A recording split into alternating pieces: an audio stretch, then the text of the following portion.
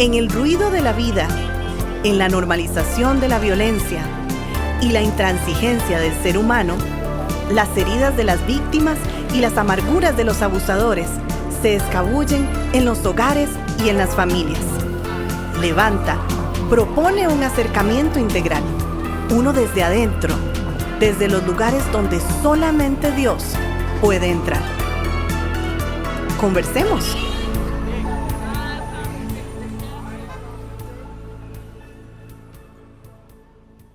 Entramos a un tema realmente diferente y como siempre nuestra intención es edificar, contribuir al buen diálogo y vamos a hablar hoy de matrimonio, divorcio y nuevo matrimonio. Mi querido amigo, ¿cómo estás? Estoy muy bien, gracias a Dios, un tema muy importante, muy importante, que tiene muchas perspectivas, pero bueno, vamos a reflexionarlas hoy a través de la palabra de Dios, igual bajo la guía del Espíritu Santo. Correcto, con lo que siempre procuramos que sea dentro de los parámetros de la palabra de Dios. Bien, empecemos por el principio. El matrimonio es la unión, la unidad corporal y espiritual más íntima de un hombre con una mujer. Bien, ahí no hay nada, o sea, estamos partiendo desde el inicio. No forma parte de otras relaciones humanas. Bien, el matrimonio es la unidad más esencial. Por eso la importancia de la vida sexual de una pareja creo que es la expresión más íntima o una expresión más íntima dentro de un matrimonio, ¿verdad? Sí. Es una relación separada, o sea, santa, ¿verdad? Génesis capítulo 2 dice, dejará el hombre a su padre y a su madre, se unirá a su mujer, serán una sola carne. Bien, una unidad corporal y espiritual. Sí. Lo clave aquí es la expresión una carne. Bien. Basar-e-hat. Sí, una carne, como bien dices, esa es la parte clave de todo. ¿Por qué? Porque yo puedo tener relaciones con otras personas interpersonales. Claro. Pero por eso es una relación humana que se sobrepone a todas las otras comunes. Por esta relación de Basar-e-hat. Correcto. De acuerdo. Y la carne implica entonces una relación o comunión con el cuerpo como medio. Sí. Y confirmado por el Señor Jesús, Mateo 19:5, y confirmado por el apóstol Pablo, Efesios 5:31. Eso es el matrimonio. Sí. Muy bien. Ahora, el diseño matrimonial de Dios es que sea una unión hasta que la muerte los separe. Hasta que la muerte los separe. Bien. Ahora, ponemos aquí un sin embargo por lo que vemos en la Escritura, ¿verdad? Esa es la voluntad de Dios. Sí. Hasta que la muerte los separe. Sí. Muy bien. Ahora, y estamos hablando de una unión no común, por ese sentido de la unidad de la carne o de la relación sexual. Por eso pongo un sin embargo acá, porque no significa que este vínculo, o sea, una sola carne, aun cuando es un símbolo de santidad, de distinción con otras relaciones, es indisoluble en vida. Otra vez, no significa que el vínculo, que suele ser único, no va a sufrir algo ese vínculo. ¿Por qué? Porque Pablo va a explicar, ¿no saben que el que se une a una prostituta se hace un solo cuerpo con ella? Pues la Escritura dice, los dos llegarán a ser un solo cuerpo. Entonces, ¿qué se evidencia acá? Y lo dice en 1 Corintios 6:16, se evidencia la posibilidad de una relación temporal, aunque hayan sido uno solo. Y notemos que Pablo está apelando al texto que acabamos de leer de Génesis 24, misma que fundamenta el matrimonio. Porque no vamos a decir que una unión con el cuerpo como medio me significa que, por ejemplo, una persona va a estar unida para siempre hasta que la muerte los separe solamente por la unión sexual que se tuvo con una prostituta. ¿Perdón? Claro, Pablo pone aquí un ejemplo claro, ¿verdad? Una relación temporal fruto del pecado, lógicamente, y malas decisiones, ¿verdad? Llega a usar el vínculo íntimo del matrimonio como la sexualidad simplemente en ese entorno, ¿verdad? Menospreciando lo que Dios ha diseñado, no implica que va a ser eterno. O más bien, hasta que la muerte lo separe. Sí. Y bueno, y evidentemente se separa de una relación, por ejemplo, de prostitución, porque en un matrimonio también se da el pacto de compañerismo. Correcto. O sea, cosa que evidentemente no se da en una relación de esa naturaleza. Correcto. Que es ocasional. Y es meramente carnal. Sí, pero al punto que queremos llegar acá es que cuando hay una unión carnal, no significa que ese vínculo es indisoluble. Correcto. Se disuelve. Exactamente. Se deshace. Sí, claro. Eso es importante señalarlo por lo que se va a hablar posteriormente, ¿no? Muy bien.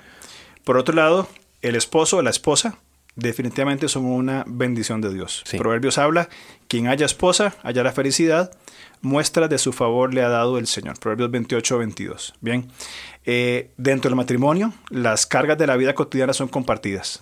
Es maravilloso, el concepto del complementarismo en el matrimonio es maravilloso. Eclesiastés habla, más valen dos que uno, porque obtienen más fruto de sus esfuerzos. Si caen, el uno lo levanta al otro.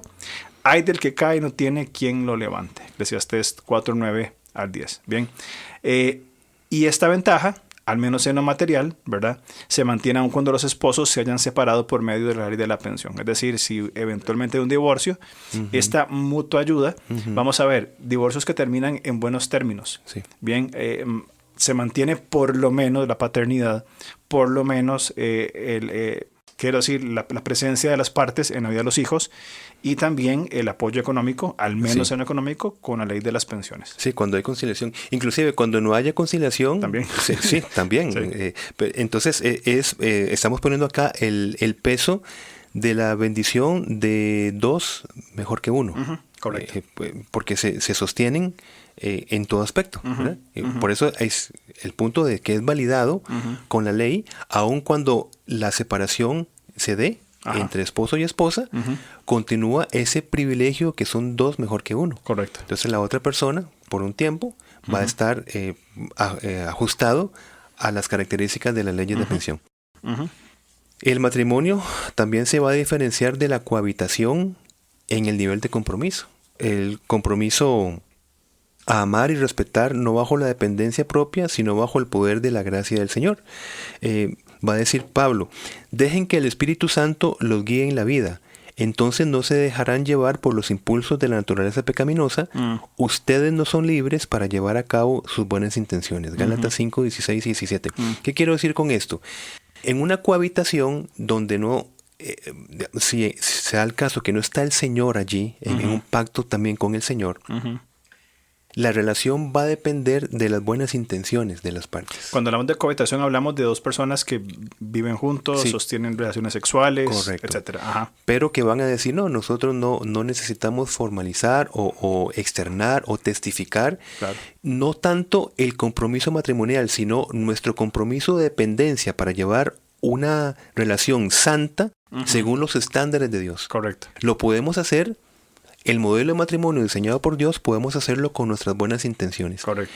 Eso se diferencia mucho al compromiso matrimonial, donde si se entiende bien el compromiso, estamos diciendo, Señor, necesitamos ser guiados a través de tu palabra para que cumplamos el diseño y el propósito que tienes en el matrimonio, nuestros hijos y todo lo demás. Sí, el matrimonio viene a tener un nivel altísimo de compromiso, cosa que la cohabitación no lo tiene. Correctamente, ese es el punto. Ahora, hablando en cuanto, ya entrando al punto del divorcio, ya hemos sopesado un poco el tema del matrimonio. Ahora, entrando al tema del divorcio, por cierto, hay un libro muy interesante que de hecho creo que tomamos el título de acá, ¿verdad? El libro se llama Matrimonio, Divorcio y Nuevo Matrimonio. Sí, correcto. Si no me equivoco, el autor es Ed Welch, me parece. Si no, ahora lo confirmo. Pero son muchas preguntas. Él lo escribió a modo de pregunta, donde él va contestando cada una de las preguntas en su contexto. Y al menos para mí, cuando lo leí, es fácil de leer porque son pregunta-respuesta, pregunta-respuesta. Creo que es un muy buen libro. Sí. Él es un consejero bíblico reconocido y tiene este libro, así que si alguien quiere entrar en el tema, al menos yo lo recomiendo altamente. Yo también, bien, claro, por supuesto. En cuanto al divorcio, Dios ha revelado que el concepto del matrimonio es muy sencillo. Eso suena fácil escribirlo, ¿verdad? Un hombre con una mujer para toda la vida. Sí. Voy a decir otra vez. Un hombre, una mujer para toda la vida. Sí. Eso es lo que Dios ha diseñado. Eclesiastés 7:29 puede aplicarse al matrimonio. Dios hizo perfecto al género humano, pero se ha buscado demasiadas complicaciones. Clarísimo. En contraste con esa simplicidad que dijiste. Exacto. Y ante la simplicidad viene la complicación del género humano. ¿Sí? Y es que el divorcio, ya que estamos hablando de este punto, se va a situar dentro de la voluntad permisiva de Dios ante la dureza del corazón humano, como lo fue la poligamia. De hecho, en Éxodo 21:10 también se empieza a regular qué es lo que va a pasar, por ejemplo, con una esposa que no es atendida en comparación con otra que sí es atendida. No estamos diciendo que la voluntad de Dios es que es una contradicción que en algún momento dijo un hombre con una mujer para siempre y luego ya se extiende la poligamia. Correcto. Entonces, si hay reglas que regulan la poligamia, está dentro de la voluntad permisiva de Dios. Esto es para decir que lo mismo aplica para el momento de separación o de divorcio. No es que Dios busca el divorcio, sino que como es consecuencia del pecado humano, vienen entonces ciertas regulaciones en cuanto a este tema. Podría decir entonces que la voluntad de Dios es el matrimonio y por la dureza del corazón del hombre, Él permite el divorcio. Correcto. Y un divorcio que es una concesión para protección. Correcto. Y de la parte lógicamente vulnerable, por lo que la palabra significa. Correcto. Sí. Nada más para hacer un comentario, el libro fue escrito por Jim Newheiser. Matrimonio, divorcio y nuevo matrimonio, Jim Newheiser, solo por quien quiera seguirlo, dar el nombre correcto. Muy bien, gracias entonces, por la aclaración. Bien, Dios aborrece el divorcio. Sí. Vamos por ahí. Bien. Malaquías 2, 14 al 16, que es un texto realmente muy, muy interesante. Y yo sé que vos lo sabes, pero Malaquías 2, o el contexto de Malaquías, tiene que ver con un liderazgo que no guía al pueblo a la adoración. Es decir, los pocos capítulos de Malaquías tienen que ver con un problema de adoración. Sí. Y en su función de una falta de adoración correcta al Señor y desviándose en la práctica de la idolatría, algunos, para no decir muchos, de los israelitas de aquellos tiempos dejaron a sus esposas, rompieron sus compromisos, lo que vos decías, el pacto del compañerismo, lo dejaron. Bien, Dios aborrece el divorcio. ¿Por qué? Uno, aborrece la traición en contra de un esposo fiel. Claro. Bien, lo aborrece. Sí. Es consecuencia de un estilo de vida de infidelidad de Israel, que también podemos hablar eventualmente de un divorcio espiritual. El versículo 16 de Malaquías capítulo 2 dice: guardaos pues en vuestro espíritu y no seáis, aquí en la palabra de los podcasts pasados, no seáis desleales. Exacto. Ahí sí entra por completo la palabra. Correcto. Y el repudio espiritual de Dios lleva a un repudio de toda otra relación. Bien, se viola el gran mandamiento, el elemental, amar a Dios y al prójimo. Claro. Mateo 22. Sí, este aborrecimiento que habla Malaquías es muy bueno explicarlo así. Claro que Dios aborrece el divorcio, ¿verdad? Pero detrás de todo esto, si vemos el divorcio como una medida de protección, lo que Dios aborrece, por lo que se da el divorcio, es lo que, por ejemplo, el Salmo 82.3 dice: defiendan los derechos de los oprimidos y los desposeídos. O sea, este descuido de las necesidades integrales de las personas, que se cubre de violencia, de lealtad, esto es altamente aborrecido por el Dios de santidad y de justicia. Claro. Por supuesto que se aplica al divorcio, claro que está, claro que sí. Pero vamos a ver que ante esto que aborrece Dios, una medida permisiva es que la persona se proteja de lo que Dios realmente aborrece, que es ese sentido de maltrato, desatención, etcétera. Entonces, perdón que te interrumpa nada más. Dale. Para afinar un poquito más, ¿sería entonces Dios aborrece las causas del divorcio? Porque si al fin y al cabo el divorcio, en un caso de violencia doméstica, en un caso de inmoralidad sexual, en caso de violación, viene a ser, y entiéndase lo que voy a decir, una medida de protección, entonces son las causas lo que Dios aborrece. Exactamente. Perfecto. Ahí está el punto. Y con esto no estamos en pro del divorcio. Por supuesto. Estamos en pro y agradecidos con el Señor que a pesar del pecado humano, en su voluntad permisiva, porque Dios no es inflexible, sino que procura siempre la vida, la protección, entonces procura salidas. Y una salida es, por ejemplo, el divorcio, como lo vamos a desarrollar. Inclusive aborrece las consecuencias en los hijos. Estamos sobre el texto de Malaquías capítulo 2 del 14 al 16 y siguientes. Dice: aborrece las consecuencias de los hijos. Leo el versículo 15. ¿Acaso no hizo el Señor un solo ser que es cuerpo y espíritu? ¿Y por qué es uno solo? Porque busca descendencia dada por Dios. Así que cuídense ustedes en su propio espíritu y no traicionen a la esposa de su juventud.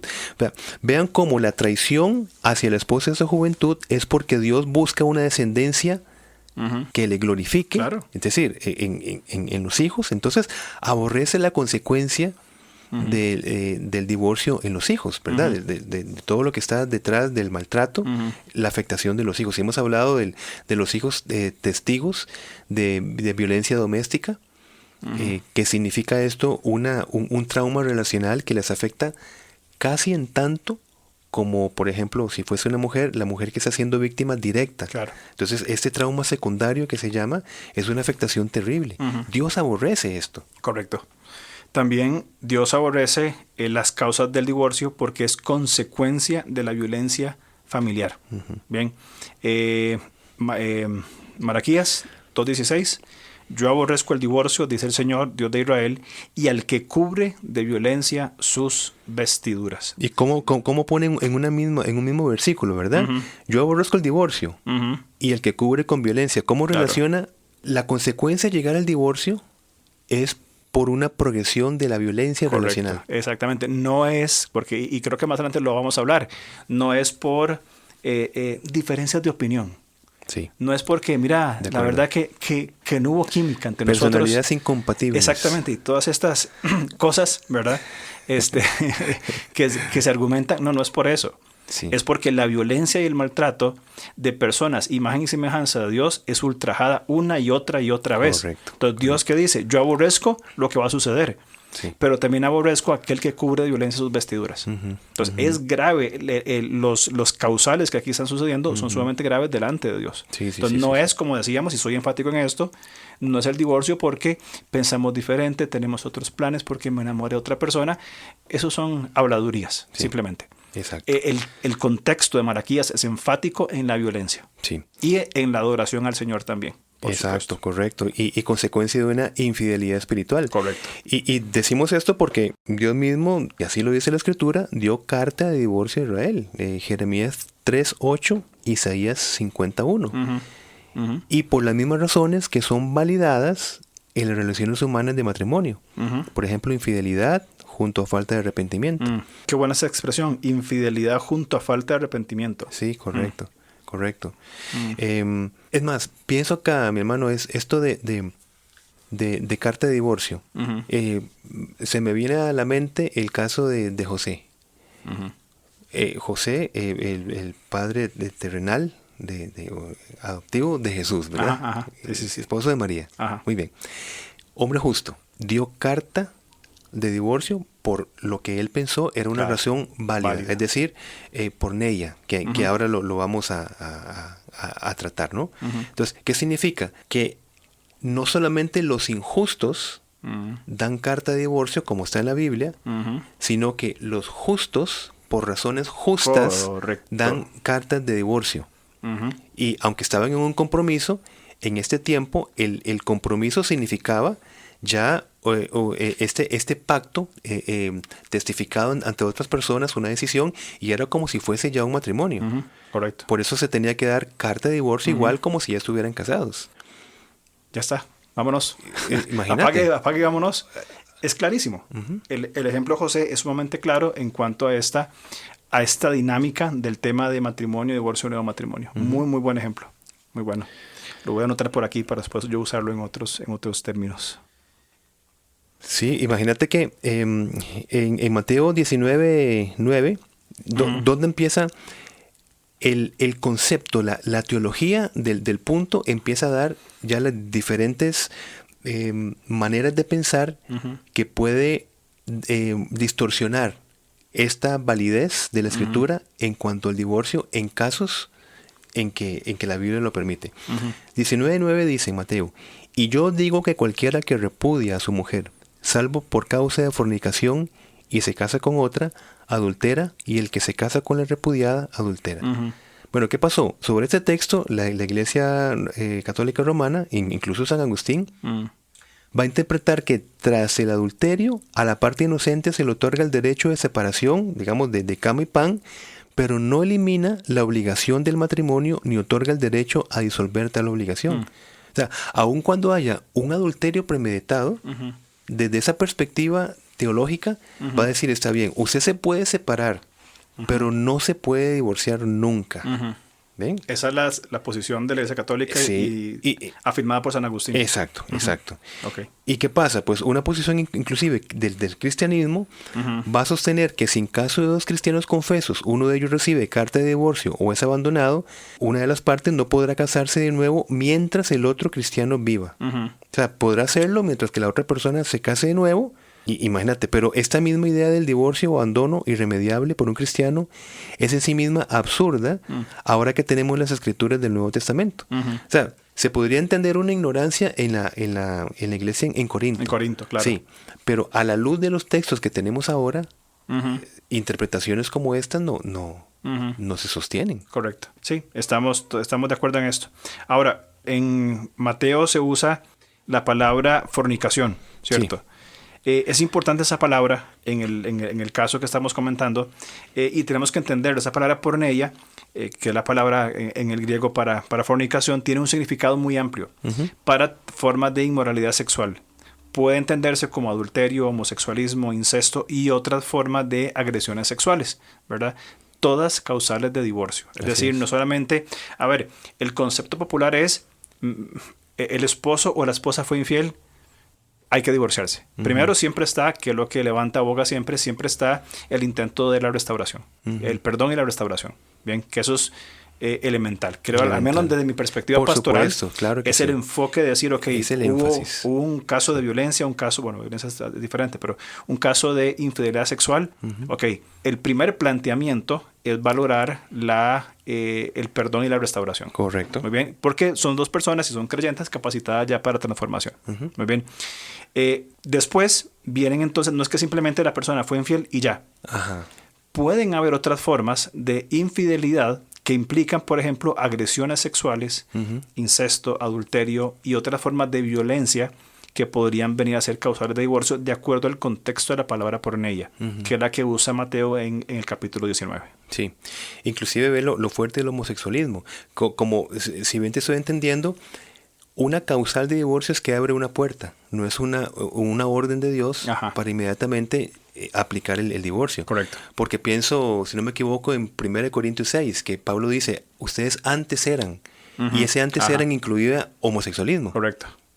Entonces, se abre la posibilidad de denunciar el pecado y como hablamos de ese perdón relacional en otros podcasts, llegar a confesar, prosperar y entonces no es que ante un pecado de adulterio inmediatamente ya la Biblia dice que tiene que. No. Se abre una puerta. Sí. ¿Ves? Pero ahí ya depende de otros factores. Correcto. ¿Verdad? Sí. Y ahí yo he conocido casos donde personas se divorcian por temas de abusos, de otras formas de abusos, ¿verdad? Y la persona, la víctima dice, yo no me caso más. Conozco una persona muy piadosa, mira, con un corazón gigantesco, una mujer que ha sido creyente toda su vida, todos sus 60, 70 años, pasó por un divorcio hace un tiempo atrás y decidió no casarse. Y en una conversación decía, yo no me casé no porque no tenía derecho, sino porque creo que el resto de mi vida puede ser diferente, ¿verdad? Aún dentro de la piedad y la vida cristiana, esta persona está respondiendo, siendo víctima de muchas formas de violencia, respondiendo correctamente, decir, hay un divorcio, pero no me voy a casar porque creo que es lo que me corresponde o lo que me gustaría hacer en este tiempo. Entonces, abre la puerta para opciones, no es lo que tienen que hacer, pero sí hay otras opciones que se pueden ir valorando dentro del marco bíblico. Qué lindo. Eso me representa que Dios valida nuestras decisiones. Absolutamente. Y nos acompaña en ellas. Correcto. Sí, muy bien. Y bueno, inclusive la Biblia habla que hombre y mujer tienen derecho a solicitar un divorcio. Es importante porque tal vez se puede pensar, por ejemplo, ante una víctima de abuso, vamos a decir que es una mujer. Y entonces puede ser una corriente de interpretación teológica que le va a dar a entender a la mujer, usted no puede solicitar el divorcio, tiene que ser el hombre que lo tiene que solicitar, usted tiene que esperar hasta que la otra persona, y en una vida, digamos, explícitamente pecaminosa, que tome la iniciativa, usted no puede tomar. Pero va a decir Jesús en Marcos 10:12, y si la mujer se divorcia de su esposo, y se casa con otro, comete adulterio. O sea, el punto es que la mujer puede tomar la iniciativa para el divorcio. El contexto está hablando Claro. de un divorcio no válido. Entonces, por eso dice, si la mujer se divorcia de su esposo y se casa con otro, comete adulterio. Antes ha hablado. Y si el hombre se divorcia de su esposa y comete adulterio, y se casa con otra, comete adulterio. La mujer también. Pablo va a decir, y si una mujer tiene marido que no sea creyente y él consiente en vivir con ella, no lo abandone. Y abandone tiene una connotación de divorcio acá. Entonces, digamos, ponemos estos textos para decir que la mujer también tiene el derecho bíblico de solicitar un divorcio. Por supuesto. Sí, totalmente de acuerdo. Ahora, es importante, y al menos en el marco de lo que hablamos nosotros, es muy importante hacer una pregunta, ¿verdad? Que es un tema muy interesante. ¿Y en caso de violencia doméstica? Sí. ¿Cómo manejamos un asunto donde una persona, y a ver, vamos a hacer la misma aclaración de siempre y en todo lugar. Sí. Decimos mujer como víctima porque el 90% de los casos las víctimas son mujeres, ¿verdad? Sí. Pero también hay víctimas hombres. El 10% de los casos reportados en Costa Rica, las víctimas son hombres de formas de violencia doméstica. Muy bien. Si un adulterio de 10 minutos es causa justa de divorcio, una persona es infiel sexualmente a alguien, es posible entonces que 10 años de violencia física, verbal o psicológica intencional también lo sea. Sí, muy bien. Se está violentando. A ver, dentro del concepto de porneia pasa mucho también la idea de violentar, de traspasar los límites de otra persona. Y en el marco de la violencia doméstica es viable la seguridad de la integridad física por lo que representa la dignidad humana de otra persona. Es decir, un hombre o una mujer, imagen y semejanza de Dios, no pueden estar siendo una y otra vez violentados intencionalmente por una persona abusadora. Entonces creo que entramos ya en elementos sumamente profundos, no de incompatibilidad, no es que me vio feo, no es que me dijo que yo estaba gorda, no, entramos en términos de violentar la integridad física de otra persona que es imagen y semejanza de Dios. Sí. Y me gustó ese énfasis cuando dijiste intencional, ¿verdad? Que ahí modificaste la voz y todo, porque es muy importante. Que haya una violencia física, verbal o psicológica, me parece que nos puede pasar a todos. Claro. Pero intencional significa que es una intención de control y dominio constante, mantenido en el tiempo y progresivamente, dándose, ¿verdad? Cada vez con más intensidad. Entonces, es así. Y es que una de las causales, que me parece que lo veremos en el próximo podcast, si Dios quiere, estamos viendo la primera causa, que es inmoralidad sexual, porneia, y la otra es por causa de abandono. Y aquí, igual como se definió porneia, no solamente en el adulterio, que forma parte se habló de inmoralidad sexual en general, también abandono tiene y necesita un análisis por ahí. Claro. Importante. Sí, totalmente de acuerdo. Intencional, abandono intencional. Abandono intencional. Que en el marco de la violencia doméstica, el abandono intencional puede ser activo, puede ser pasivo. Es decir, la persona puede maltratar y violentar pasiva o activamente a la víctima. Ahora, una causa justa también no es una orden de divorcio. Eso es muy importante. Sí, siempre está, como hemos hablado y enfatizamos, y una vez más lo decimos, se aboga primero por el perdón y la restauración dentro del marco de la buena disposición de dos creyentes que quieren solucionar correctamente sus pecados y errores anteriores. Sí. Entonces, una causa justa no es orden de divorcio. Sí. Eso es importante aclararlo. ¿Y cuándo será? Pues cuando la persona, señalando el pecado, no quiere o quiere continuar siendo como si fuese un incrédulo. Exacto. ¿Verdad? La falta de arrepentimiento genuino, porque no es por palabras, sino un cambio de dirección. Correcto. Y cuando una persona llega a ser considerado como un incrédulo, según la metodología que vemos nosotros en Mateo, es expulsado de una congregación. O sea, de una relación. Correcto. Y estamos hablando de un cuerpo también, porque la iglesia es un cuerpo.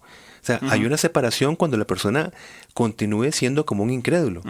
Y te voy a leer algo, ahora que estaba buscando esto. Dice, porque si alguno no provee para los suyos y mayormente para los de su casa, ha negado la fe y es peor que un incrédulo. ¿Cuál es el pasaje, perdón? 1 Timoteo 5:8. O sea, imagínate, le está hablando a personas que aparentemente tienen una fe, ¿verdad? Y dice, si no provee para los suyos, y mayormente para su propia casa, es peor. Es peor que un incrédulo. Ahora, si por incredulidad las personas eran separadas de una congregación, cuando una persona persiste en no proveer, que es lo que vamos a tocar en otro podcast, integralmente para las necesidades de su familia, de su esposa, es peor que un incrédulo y debe tratarse como un incrédulo. Debe tratarse igual. Este texto que mencionaste ha negado, la definición es, se rehúsa a dar pensamientos o expresar preocupación por. Eso, o sea, maravilloso, no, excelente. él literalmente se rehúsa, a dar pensamientos. O sea, no le doy mente. O... Realidad 1. Ajá, exactamente. O expresar preocupación por la otra persona. Se rehúsa a preocuparse por la otra persona. No lo voy a hacer, es un abandono. Claro. Es un abandono de que, según el texto que dijiste, no provee para los suyos. O sea, quien no vela por su propio hogar y su casa. Se rehúsa a pensar y cuidar del otro y es peor que un incrédulo. Peor que un incrédulo. Porque puede ser muy extraordinario en otros sistemas, en otros ambientes. ¿Ves? Y puede proveer para otros ambientes y otros objetivos en otros sistemas. Pero si no provee en su casa, es peor que un incrédulo. Pero es que yo he hecho esto. Un momento, vamos al texto de Timoteo. Su casa. Exacto. Así que puede estar usted militando donde guste. Correcto. Pero usted puede ser considerado un incrédulo. Usted hasta ha negado la fe si usted no está proveyendo integralmente para su familia. Y algo muy interesante, esto se está hablando en el contexto de las viudas. Es decir, cuando en la familia hay una necesidad evidente. Sí. Porque aquí en este caso Timoteo es la necesidad económica de las viudas para que no sean una carga para la iglesia. Sí. Que si hay familia, lo dice anteriormente, ¿verdad? Si hay familia, que se ocupen ellos. Sí. Y si hay familia de una viuda y no se ocupaba de ellos, es donde entra el texto. Es decir, un familiar que ve una necesidad de su familia y no la provee, niega su fe, se rehúsa alegremente a su fe y es porque uno es incrédulo. Por eso es que necesitamos la palabra del Señor, ¿verdad, hermano? Para ubicatex, como decimos en el colegio. Exactamente, para ubicarnos en lo que el Señor enseña. Sí, sí. Pues bueno, ¿qué te parece si continuamos la otra semana, si Dios lo permite? Y bueno, un tema muy importante de conversar, ¿no? Seguimos entonces para la otra semana, hablando de matrimonio, divorcio y nuevo matrimonio. Claro que sí, muchas gracias. A vos. Y bueno, esperemos que el Señor nos vuelva a encontrar. Así es, nos vemos entonces. Chao.